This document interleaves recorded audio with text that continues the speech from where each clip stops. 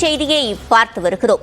4 கோடி ரூபாய் பறிமுதல் செய்யப்பட்ட விவகாரத்தில் தற்போது நயினார் நாகேந்திரனுக்கு சிபிசிஐடி போலீசார் சம்மன் அனுப்பியுள்ளனர்.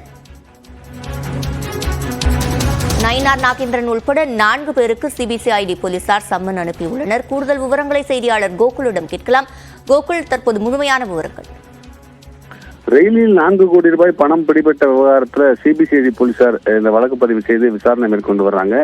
இந்த பணமானது திருநெல்வேலியில் தொகுதியில் பாஜக வேட்பாளராக போட்டியிட்ட நயினார் நாகேந்திரனுக்கு தொடர்புடைய பணம், தேர்தல் செலவுகளுக்காக கொண்டு செல்லப்பட்ட பணம் என்ற அடிப்படையில் விசாரணையானது தீவிரப்படுத்தப்பட்ட நிலையில் நயினார் நாகேந்திரன் உட்பட 4 பேருக்கு நாளை மறுநாள் சிபிசிஐடி அலுவலகத்தில் விசாரணைக்கு ஆஜராக வேண்டும் என்று சம்மன் அனுப்பப்பட்டுள்ளது. குறிப்பாக நயினார் நாகேந்திரன், அவருடைய உதவியாளர் மணிகண்டன், பாஜகவுடைய அமைப்பு செயலாளர் கேசவநாயகர் தான் இந்த தேர்தல் பணிகளை ஒருங்கிணைக்கக்கூடிய பணிகளை மேற்கொண்டார். அவருக்கும் அதே போல கோவர்தன், அந்த பாஜகவுடைய தொழில் பிரிவுடைய செயலராக இருக்கக்கூடிய கோவர்தன், இவருடைய ஹோட்டலில் இருந்துதான் பணம் எடுத்து செல்லப்பட்டதாக கூறப்படுகிறது. அந்த அடிப்படையில் கோவர்தன் உட்பட 4 பேரும் நாளை மறுநாள் சிபிசிஐடி அலுவலகத்தில் விசாரணைக்கு ஆஜராக வேண்டும் என்று சம்மன் அனுப்பப்பட்டுள்ளது.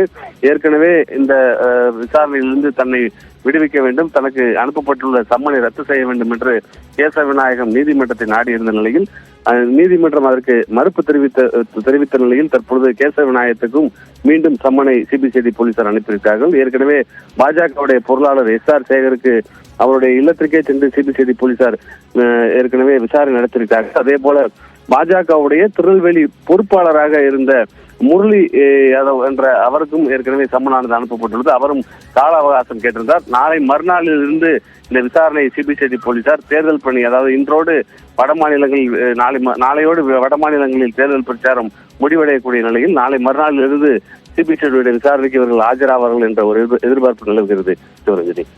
விவரங்களை வழங்கியமைக்கு நன்றி கோகுல்.